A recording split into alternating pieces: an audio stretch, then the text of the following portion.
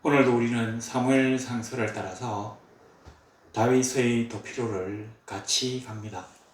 오늘 23장 1절을 보니까 사람들이 다윗에게 전하여 이르되 보소서 블레셋 사람이 그 일날을 쳐서 그 다장마당을 탈취하되이다 하니, 오늘 우리가 이렇게 본문을 보면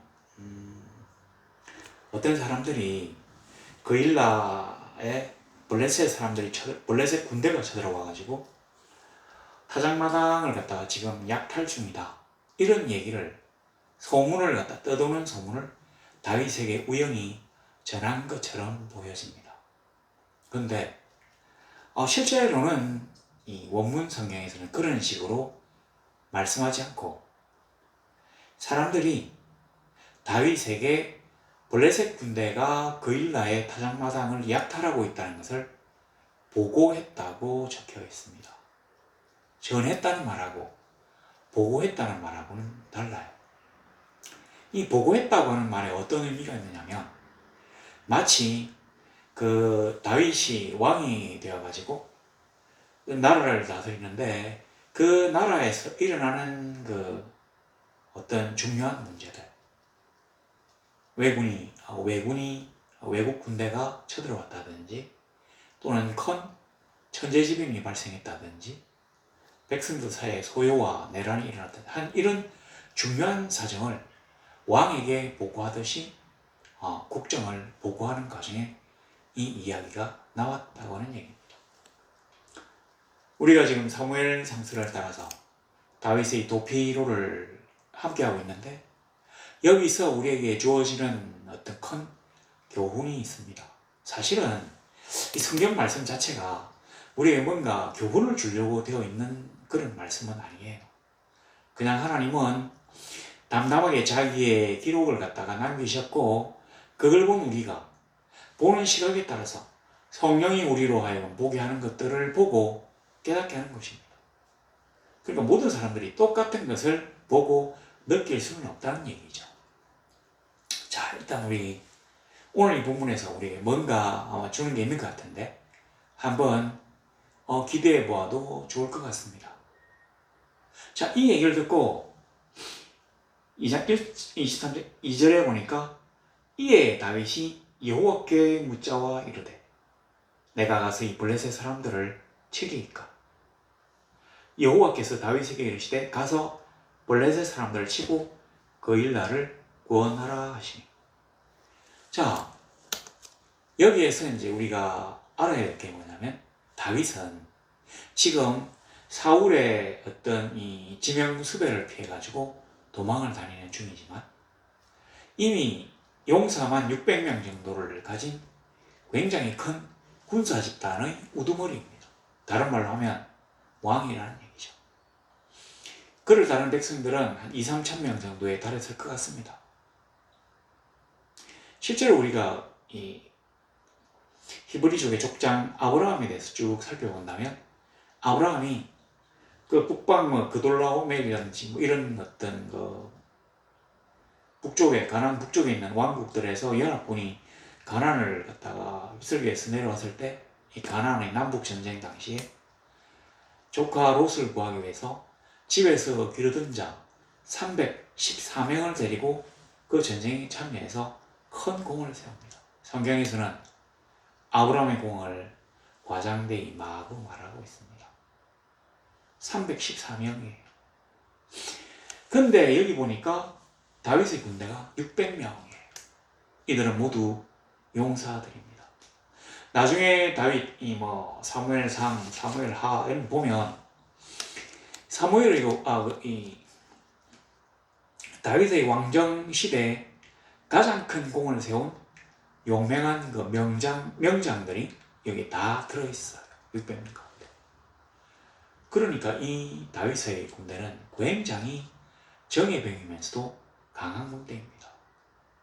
이 보고를 듣고 다윗이 제일 먼저 한 일은 참모들을 소집해가지고, 이게 우리의 공동체를 전속시키는데 유리할지 불리할지, 또는 어떤 면에서 영향을 줄지에 대해서 참모들끼리 의논을 하도록 한 게 아닙니다.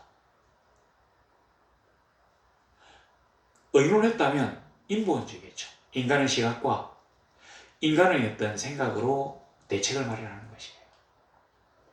근데 이 다윗은 제일 처음으로 한 게 뭐냐?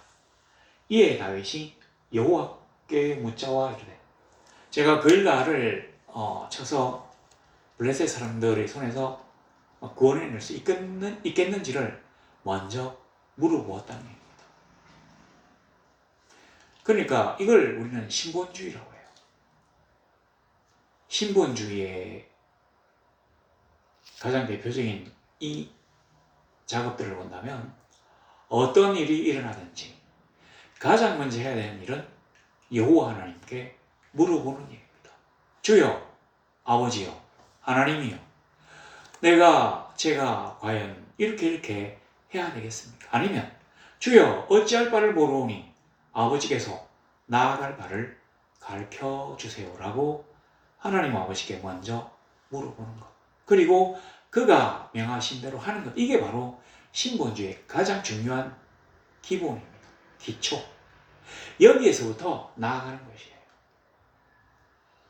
600명의 용사와 참모들을 모아가지고 자기들의 생각과 자기들의 지식으로 어떤 게 자기들에게 더 유리할지, 어떤 방책을 취해야 자기들의 공동체가 마침내 왕위를 차지하게 될지에 대해서 의논하는 게 아니라 먼저 지혜와 그 비전이 인간들과 비교할 수 없이 놀라우신, 탁월하신, 전능하신 하나님에게 먼저 물어보고 그의 명령대로 행하는 것입니다. 그가 시키는 대로 한다면 잘못된 일들이 일어날 수가 없어요. 자, 그일라를 구원하라 하시니 하나님이 그렇게 하셨어요. 3절에 다윗의 사람들이 그에게 이르되 보소서, 우리가 유다에 있기도 두렵거든 하물며 그일라에 가서 블레셋 사람들의 군대를 치는 일이리까 한지라. 실제로 이제 이 이스라엘이 12지파잖아요. 근데 이 사람들이 아마 지금 유다 지파에 속한 아둘람 굴에 숨어 있는 모양입니다. 실제로 이 당시에 이 사울이 이제 초대 왕이 되긴 했지만 이 사울의 왕정에서 가장 그 배타적인 사람들, 이 사울을 가장 싫어할 수 있는 사람들은 몇 지파가 없어요. 가령 뭐 베냐민 지파인 사울 왕을 위해서 베냐민 지파는 전적으로 협조하겠죠.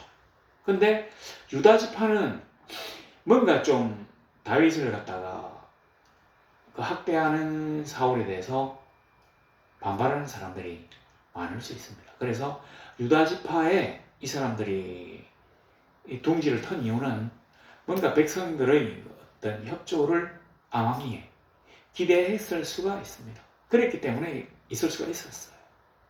또 가령 사무엘이 라마 나요세, 그러니까 라마에 사는데 이 라마는 에브라임 지파예요. 물론 사울 자체가 사무엘 자체가 그 에브라임 지파는 아니지만 에브라임이 오래 살았기 때문에 에브라임 사람이라고 볼 수 있습니다. 그래서 아마 에브라임 지파도 뭐 사울의 왕권에 뭔가 조금은 덜 협조적이었을 것도 같고요. 근데 이 그일라가 어디에 있느냐면 이스라엘 이제 이 유다 지파는 전부 산지에 있는데 여기에서 이 지중해 쪽으로 쭉 내려가는 곳에, 그러니까 블레셋 사람들과 경계를 이룬 곳에 있는 도시가 그일라래. 그일라. 내려간다는 거죠. 내려가서 이 국경선 부근에 있는 그일라에 블레셋 군대가 쳐들어와가지고 그일라의 타작마당을 지금 약탈하고 있는 중인데, 자, 여기에 쳐들어가면 어떻게 되겠습니까? 저기 두 팀이 생기는 거죠. 지금은 사울 왕이 자기들을 갖다가 맹렬하게 찾아다니면서 어떻게 해보려고 하는 거죠. 근데 가만히 또 되는 블레셋 군대와 새로운 전선을 형성한다는 것은 사실은 현명하지가 못합니다. 바로 이게 이제 신본주의의 특징으로서 인간들 참모들에게 먼저 물어보고 하나님께 고한 게 아니라 하나님께 먼저 물어보고 하나님의 그 명령을 받아들이고 난 다음에 이걸 가지고 참모들과 의논을 하는 거예요. 내가 하나님께 물어보았더니만 그가 나에게 그일라 거민을 구하라고 하신다. 자, 이제 우리가 어떻게 거일라 거민을 구해야 될지 한번 의논을 해보자. 그러니까 다윗의 부하들이 지금 이렇게 길길이 날뛰고 있어요. 왜냐하면 이들은 블레셋 군대가 두렵거든요. 실제로 이 아둘람굴하고 이 거일라하고는 5km쯤 떨어져 있대요. 그러니까 심리가 조금 더 되는 거죠. 물론 이 평지에 그 정도였으면 언제 블레셋 군대가 자기들을 공격할지 모를 정도로 가까운 거리입니다. 그러나 이게 이제 산지가 있고 산이 있고 그 거일라라고 하는 저 집에서 이 5km 정도를 올라와 가지고 공격한다는 일은 그 당시에서는 사실은 좀 가능하지가 않아요. 왜냐하면 뭐 억지로 하려면 할 수 있는데 이 치고 빠지기를 하려고 하는 블레셋 군대 입장에서는 수많은 곡식을 약탈하고 이걸 본토로 가져가야 되는데 이걸 놔두거나 아니면 가지고 높은 산에 올라와서 공격한다는 건 절대로 쉽지 않은 일입니다. 그리고 이스라엘의 산지들은 나무는 없지만 굉장히 험해요. 이렇게 올라갔다 내려갔다. 가령 예루살렘 성이 있는데 여기서 추악 내려갔다가 감람산에 올라갔다. 뭐 이런 식이죠.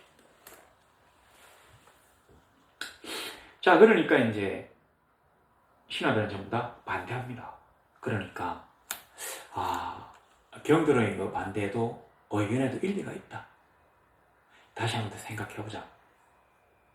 자, 이렇게 되었다고 해가지고 사절에 보니까 다윗이 여호와께 다시 묻자온대 여호와께서 대답하여 이르시되 일어나 거일라로 내려가라.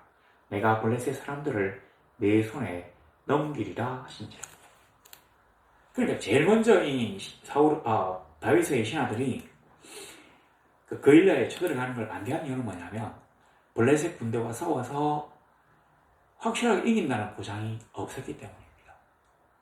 그래서 이 사람들의 어떤 우려를 풀어주지 않는다면 용기 있게 하나님의 명령에 따라서 거일라로 가기가 어렵기 때문에 다윗이 다시 물어본 거예요. 사람들, 자기와 함께한 공동체 식구들이 반대해도 하나님의 명령을 결단코 어길 수 없었던 다윗은 다시 또 더 구체적으로 하나님께 물어봅니다. 여호와 하나님께서 다윗의 두 번째 물음에 확실한 성리를 약속하셨어요. 사실 하나님은 자기가 명령하신 일에 모든 책임을 지시는 분이십니다. 잘못될 수밖에 만들어 두었어요. 그러나 우리 인간들이 믿음이 강하지 못하기 때문에 생각을 막 하는 거죠. 똑똑할수록 생각이 많을수록 문제를 많이 일으킵니다. 그 바둑 속담에 이런 게 있다면서요. 장고 끝에 악수라고. 오랫동안 생각하면 안 좋은 수가 나갈 수도 있다는 얘기죠. 우리 하나님이 우리에게 명령하셨다면 이미 하나님은 우리를 향한 해답을 이미 마련해 두고 계시는 것입니다.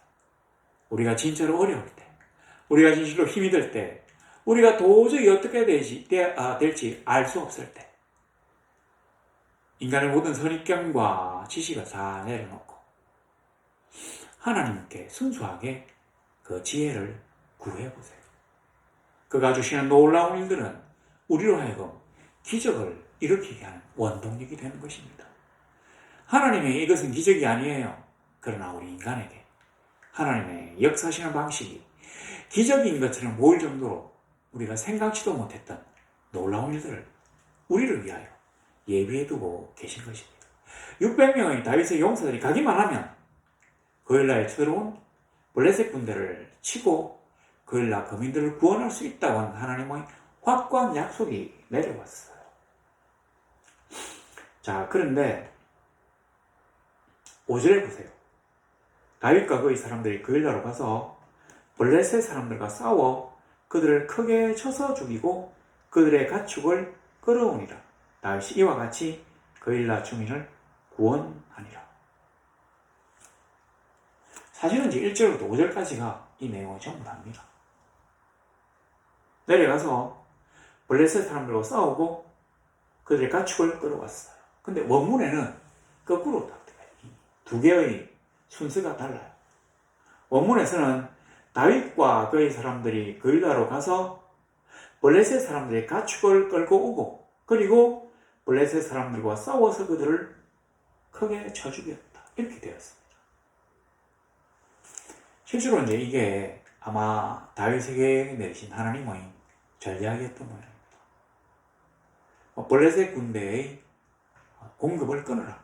그러니까 그 지원품, 뭐라고 해야 됩니까? 군량미를 끊어라. 그래서 블레셋 군대를 고립시키고 그리고 난 다음에 그들을 치라. 뭐 이렇게 하셨는지도 모르겠습니다.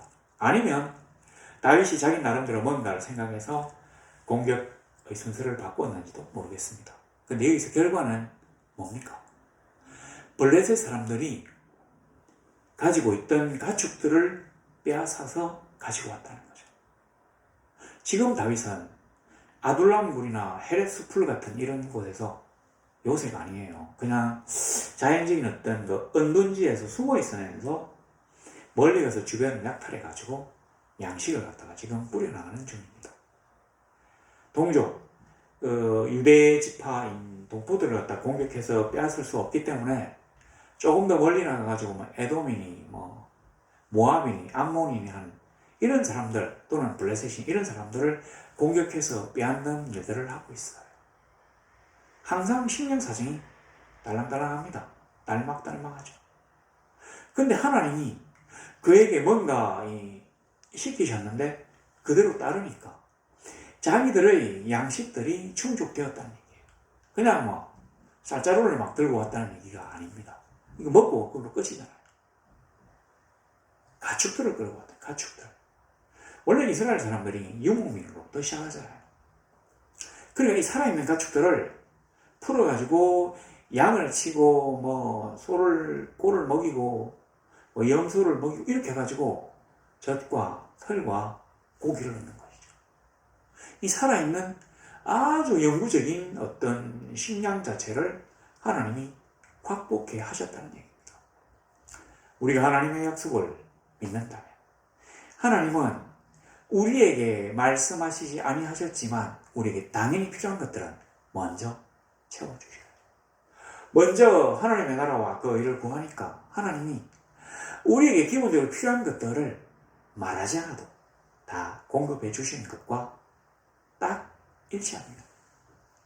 자, 그리고 난 다음에 이제 그 유다 주민을 구원했는데 6절에 보세요. 아히멜렉의 아들 아비아들이 그일라 다윗에게로 도망할 때 손에 에봇을 가지고 내려왔더라. 자, 이렇게 이제 이 아히멜렉이 그 지난주에 우리가 봤지만 이 골리앗의 철제검을 갖다가 주고 또 진설병도 주고 해가지고 다윗의 도피를 도운 대제사장이에요. 근데 이걸 갖다가 믿다고 이제 사울이 학살을 하잖아요. 그래서 이 아히멜렉 대제사장의 아들인 아비아달 대제사장이 그 대제사장이 여호와 하나님께 제사하면서 무릎 올 때 쓰던 옷 에봇을 갖다 가지고 그일라에 있는 다윗에게로 와요. 이건 뭘 의미하냐? 이제 다윗에게 신적인 정통성이 하나 더해졌다는 얘기입니다. 이전에 사무엘이 그에게 기름을 부어서 그에게 정통성을 주었다면, 그리고 그가 골리앗의 목을 베어가지고 이스라엘을 구원함으로써 실제적인 백성들의 인정을 받았다면, 이제 전통적인 종교적 권위를 그에게 더 씌워주는 게 바로 대제사장, 에봇을 가진 대제사장의 학렬입니다. 대제사장이 그 사울이 학살을 하지 않았다면 뭐 할 일 없어가지고 도망자인 다윗을 쫓아왔겠습니까? 하나님의 역사는 뭔가 안 되는 것 같은데 결과적으로 하나님은 하나씩 자기의 일을 이루시는 거예요. 왜 이제 아히멜렉이 뭐 죽었느냐? 이거는 다른 데서 이제 얘기하는데 저는 언급하고 싶지 않습니다. 그냥 이 충분히 들릴 수 있는 합리적인 설명이 있다는 걸 말씀드리고 넘어가요. 자, 그런데 진짜 누가 다윗이 그일라의 옷을 어떤 사람이 사울에게 또 고자질을 해요. 사울이 이르되 하나님이 그를 내 손에 넘기셨노다 하고 두다. 그가 문과 문빗장이 있는 성읍에 들어갔으니 갇혀두다. 이 사울이 보세요. 자기는 지금 대제사장들을 학살하는 사람이에요. 그때 아마 대제사장과 제사장 한 80여 명을 죽이고 그 일족들, 어린아이와 여자들 싹 다 죽여버렸어요. 그랬는데, 그래서 아비아달이 다윗에게로 도망을 갔는데, 그런 극악무도한 범죄를 저지르고도 하는 얘기가 하나님이 그를 내 손에 넘기셨다. 이 사람은 지금 선악의 분별이 안 되고 하나님과 사탄의 연관의 분별이 안 되는 사람이에요. 하나님이 버리신 자 되었습니다. 이 다윗은 지금 정말 고생스럽고 궁전도 없고 그렇지만 하나님이 그와 함께 하셨을 뿐만 아니라 백성들을 보호하는 실제적인 임무를 담당함으로써 왕으로서의 역할을 지금 시작했다는 것이에요. 왕이 하는 일이 뭡니까? 외적의 침입으로부터 자기 백성들의 목숨과 재산을 보호하는 것이에요. 이 백성들을 때리잡아가지고 세금을 거두고 뭐를 한다 해도 이 사람들을 보호하고 살려야 돼. 그리고 이 재산들을 지켜줘야 됩니다. 이걸 못한다면 누가 그 왕에게 충성할까요? 근데 사울은 다윗을 잡으러 다니는 일에만 최선을 다하지 외적의 침입에는 눈도 깜짝하지 않습니다. 거일라 거민들이 타작마당에 타작하려고 가지고 온 곡식들을 블레셋 군대가 와서 막 약탈하고 있음에도 불구하고 그는 그 주민들을 구원하러 가려고 생각조차 하지 않았어요. 다윗이 거기 있지 않기 때문에. 근데 이제 다윗이 거기 갔다는 얘기죠. 거일라라 보니 아마 성이었던 것 같은데 이 성읍 안에 들어가니까 사울은 하나님이 그를 내 손에 부시셔야 돼요. 이런 정신 나간 사람이 지도자로 있는 나라가 어떻게 하나님의 복을 받을 수 있겠습니까? 그렇진 않죠. 하나님을 경외하고 그의 지혜와 섭리대로 다스리고 하나님께 물어보고 그의 도움을 구하는 그런 사람만이 백성들을 이롭게 할 수 있습니다. 자, 그리고 난 다음에 8절에 모든 백성을 불러 모으고 징집해가지고 이제 포위하려고 해요.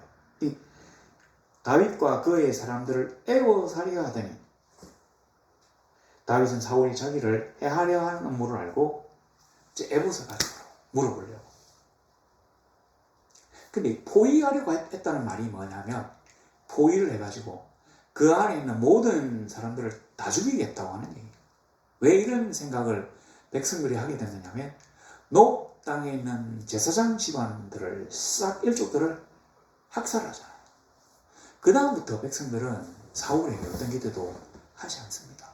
그리고 포위가 되면 아마 사울이 또 다윗을 도왔다고 자기들을 다 학살할 걸로 생각하기 때문에 뭔가 이를 꾸밀 것입니다.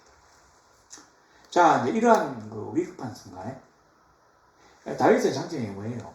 게릴라전, 게릴라전. 숨었다가 치고 빠지는. 근데 성 안에 들어가니까 이게 안 되잖아요. 그래서 아마 사울이 뭐 이따 헛소리를 하고 온 것 같은데 지금 오고 있는 중인데 제사장 아비아달에게 이르되 에봇을 가져오라. 그 에봇을 가져오라는 말은 아비아달이 에봇을 입고 오라는 얘기지 그 에봇을 아비아달 보고 갖고 오라가 자기가 입고 제사한다는 얘기가 아닙니다. 우리가 이걸 보고 오해하면 곤란합니다. 왕은 일을, 대제사장은 종교적인 일을 하는 것이에요. 그래서 정치와 종교와 분리하는 것입니다. 지금 우리나라의 그 일부 하여튼 뭐 사람들이 자꾸 그 무소에 너무 심취해가지고 국사에 이 무속들을 자꾸 키워들여가지고 아무것도 모르는 이런 어리석은 하여튼 뭐 그런 것들의 뭐 조언인지 뭐 권명인지 뭐 명령인지를 듣고 어떤 나라를 향하려고 한다면 한판이 큰 낭패를 보게 될 것이에요. 그리고 그게 미워서라도 하나님이 이 나라 악기를 막으시고 그래서 절대로 안 됩니다. 일단 정치와 종교 분리됐어요. 대제사장이 에봇을 입고 와서 그러니까 다윗이 이러되 이렇게 했지만 이거는 다윗이 대제사장에게 기도 부탁을 한 거예요. 뭐라고 했습니까? 이스라엘 하나님 여호와, 이스라엘 신 여호와여, 사울이 나 때문에 이 성읍을 멸하려고 거일라로 내려오기를 꾀한담을 주의 종이 분명히 들었나이다. 자, 여기에서 굉장히 중요한 게 두 가지가 있습니다. 뭐냐면 더 이상 다윗이 사울을 자기 왕으로 부르지 않고 있다. 여호와여 사울 왕이 나 때문에라고 하지 않고 사울이 나 때문에. 그리고 주의 종이 분명히 들었나이다. 그러니까 나의 왕은 사울이 아니라 당신 여호와 하나님입니다. 이 얘기. 이제 다윗은 슬슬 그 정치적인 노선이 변경됩니다. 다윗이 자기 장인이기도 하지만 사울에게 충성을 다해가지고 사울이 자기를 이 창을 날려서 몇 번이나 벽에 박으려고 했음에도 끝까지 충성을 바쳤다가 이제는 서서히 독립 노선을 분명히 합니다. 왜냐하면 자기에게 에봇을 입은 대제사장이 있기 때문에. 원래 최고 통치자에게 최고 종교인이 옆에 붙어 있는 거예요. 그래서 물어보는 거죠. 옛날에 그 사울이 블레셋 군대하고 싸울 때 자기 옆에 대제사장이 있었잖아요. 그리고 막 물어보기도 하고 물어보려다가 뭐 물어봤지만 그런 여기서 물어보잖아요. 11절에 보면 거일라 사람들이 나를 그의 손에 넘기겠나이까. 또 하나 주의 종이 들은 대로 사울이 내려오겠나이까. 원근대 주의 종에게 일러주옵소서. 여호와께서 그가 내려오리라 하셨죠. 두 가지를 물어봤어요. 거일라 사람들이 나를 사울에게 넘기겠습니까?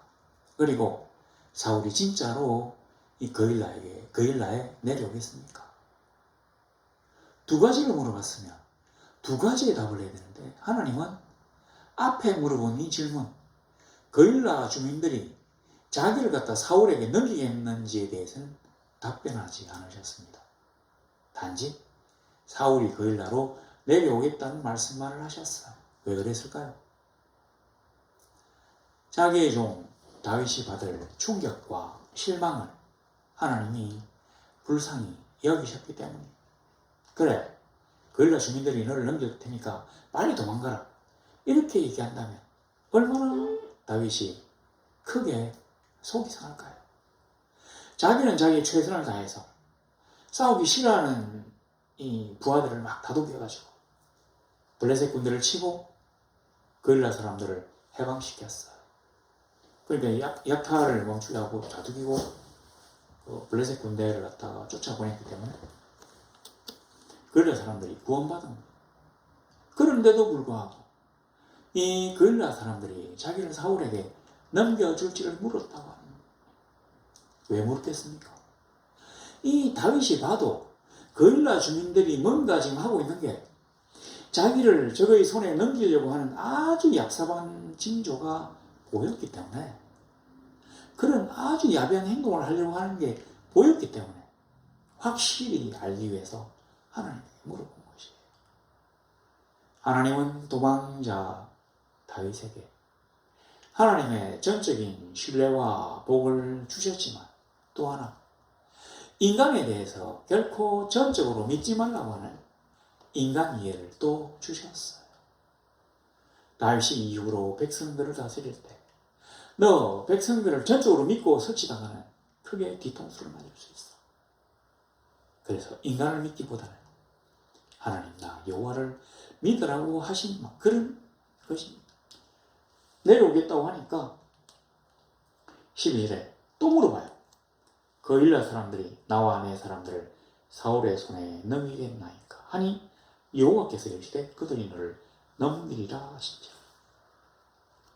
아마 다윗은 도망자 생활에 지쳤던 거예요. 그래서 유다 산지간이 블레셋과의 경계에 있는 이 좀 유다와 약간 떨어져 있는 이 변둔이 있는 거일라 상업을 차지하고 여기를 기점으로 세력을 펼칠 수 있을 것이라는 기대를 했던 모양입니다. 자기가 거일라 주민들에게 은혜를 베풀었기 때문에. 그러나 인간들을 너무 믿지 마세요. 우리가 아무리 은혜를 베풀었다고 해도 은혜는 번개처럼 잊어버리고 아주 자그마한 불편이나 손해도 원한을 100배로 키우면서 끝까지 고양해서 기다리는 게, 뭔가 복수할 때를 노리는 게 인간입니다. 우린 이거를 배은망덕이라고 하잖아요. 하나님은 자기가 은혜를 베푸신 우리 성도들이 세상으로 나아가서 그의 뒤통수를 때리는 대언망덕. 하나님의 은혜를 당연하다고 여기고 하나님이 빨리 은혜를 베푸시지 않음에 대해서 불평하는 대언망덕. 싫어하시지만 오래 참아주셨어요. 그러나 우리가 그 하나님의 은혜를 감사하며 하나님이 뭔가 우리에게 섭섭하게 하는 것을 하나님의 큰 섭리라고 우리가 믿고 위로했다면 하나님의 마음이 우리를 향해서 더 활짝 열려 가지고 더 빨리 우리를 구원해 주셨을 수도 있지 않나 생각합니다. 우리 옛날부터 믿음, 소망, 사랑 많이 얘기하잖아요. 하나님이 결단코 우리를 이대로 그냥 두시지 않을 것이다. 그걸 우리는 믿음이라고 하죠. 그래서 나를 반드시 여기에서 구원해 주실 것이다. 그걸 소망이라고 하죠. 왜요? 내가 그를 사랑하고 그가 나를 사랑하기 때문에 하나님이 그렇게 은혜를 베푸시는 것이죠. 그래서 믿음과 소망과 사랑이 우리가 아무리 어려워도 그러한 하나님에 대한 사랑과 믿음과 소망을 버리지 않는다면 그는 결단코 우리를 그는 인간이 아니시므로 변개치도 아니하시고 우리를 갖다가 외면치도 아니하시는 사랑의 아버지이십니다. 자, 그래가지고 13절 보세요. 다윗과 그의 사람 600명가량이 일어나 그 일라를 떠나서 갈 수 있는 곳으로 갔더니 자, 여기 보세요. 그의 사람 600명가량이 그 일라를 탈출한 것이죠. 우리는 지금 항상 어려워요. 지금 사울이 우리를 죽이기 위해서 군대를 막 모아가지고 쳐들어오고 있어요. 이 성 안에 있다가는 이 성 안에 있는 백성들은 내가 목숨을 무릅쓰고 목숨의 위협을 무릅쓰고 자기를 살려주었음에도 불구하고 자기들의 목숨과 재산을 살려주었음에도 불구하고 구해주었음에도 불구하고 나를 배신하고 사울에게 나를 넘기려고 회책하는 그런 모습이 보였기 때문에 이 세상에 믿을 사람 하나도 없구나 하면서 나가면서 얼마나 쓸쓸했을까요? 그런데 실질적으로 우리가 객관적으로 보면 사울의 지금 세력은 점점 쇠하고 다윗의 세력은 점점 왕으로서의 면모를 갖춰갑니다. 에봇을 가진 대제사장이 망명자 다윗에게 와서 그와 한편이 되었잖아요. 이거는 하나님의 나라를 다스리는 공식 왕과 대제사장이 함께 있으면서 하나님의 명령을 적시적시 물어볼 수 있도록 에봇을 입고는 많기도 합니다. 그리고 우리 여기 보면 자 22장 한번 보세요. 2절에 보면 그는 그들의 우두머리가 되었는데 그와 함께한 자가 400명 가량이었다. 그와 함께한 자 뜻을 같이 했다고 해서 동지라고 합시다. 그러니까 이 상하의 관계보다는 약간은 좀 이 동료로서의 관계 그 중에서 우두머리라는 그거였다면 23장에 보니까 13절에 다윗과 그의 사람 그의 부하 그에게 전적으로 충성을 다하며 그를 주군으로 섬기는 사람이 600명이었대. 400명에서 600명으로 사람 숫자도 늘어났지만 그 병사의 질이 달라졌다는 얘기죠. 그냥 돌격 앞으로 했을 때 무조건 가는 사람은 자기 부하예요. 자기에게 충성을 맹세한 사람입니다. 아무리 어려워도 배신하잖아요. 그러나 자기와 뜻을 함께한 자, 억울하고 빚지고 원통하고 이래서 자기와 뜻을 함께한 자라면 상황이 변하면 얼마든지 흩어질 수가 있어요. 그런 사람, 자기와 뜻을 함께한 자에서 다윗의 사람, 다윗의 충성스러운 신하가 된 사람으로 질적인 어떤 이 상성, 업그레이드가 있었다는 얘기예요. 이렇게 하나님은 자기를 믿고 나아가는 사람에게 뭔가를 조금씩 채워주셔요. 22장에서는 그 다윗에게 대제사장이 찾아오지 않았거든요. 에봇이 없었어요. 그런데 이제 그에게 대제사장이 에봇을 가지고 왔고요. 그리고 그 자기의 동료들이 이제 자기에게 충성과 헌신을 맹세한 신하들이 되었어요. 사람 숫자도 600명으로 늘었어요. 그는 여기서 쫓기고 저기서 배반당하고 정말 하나님이 아니라면 한순간도 살아나갈 수 없는 그러한 공공한 처지에 몰려 있으면서도 먼저 하나님께 간구하며 하나님께 해결책을 요구했기 때문에 신본주의적으로 살았기 때문에 하나님이 자기도 모르는 사이에 점점 더 성장하게 하셨어요. 우리는 지금 우리의 마음이 원통하고 다급하고 공공할 수 있습니다. 하나님이 왜 아직도 잠잠하신지에 대해서 의문을 풀 수도 있어요. 물론 왜 우리가 막 원망과 불평을 쏟아놓지는 않지만 그래도 섭섭하고 그래도 뭔가 하나님께 좀 해주셨으면 하는 걸 우리가 사람이라면 충분히 이해할 수 있습니다. 그러나 선을 넘어서는 안 돼요. 이 선을 넘는다는 게 뭐냐면 우리가 막 까불고 짓까불고 하나님께 투덜대도 하나님은 품 안에서 그래야지. 그가 설정하신 테두리를 넘어선다면 그게 바로 선을 넘는 거예요. 그러면 하나님은 우리를 유기하십니다. 포기하시는 거예요. 우리의 소리가 이 담벼락에 맡겨가지고 들리지 않아요. 하나님에게. 말이 그렇다는 얘기입니다. 못 들으실 수가 없는 분이죠. 우리는 지금 어디에 와 있습니까? 우리는 지금 너무 힘들다고 생각지 않나요? 그런데 너무 그렇게만 생각하지 말고 뭔가 하나님의 나를 향한 사랑과 그리고 하나님이 옛날에 나에게 주셨던 그 약속에 대한 믿음과 또 결단코 나를 이대로 두지 않으시리라고 그래서 나로 하여금 솟아날 구멍이 있게 하시리라고 하는 소망을 가지는 멋진 성도들이 되시기를 우리 주 예수 그리스도 이름으로 간절히 소망합니다.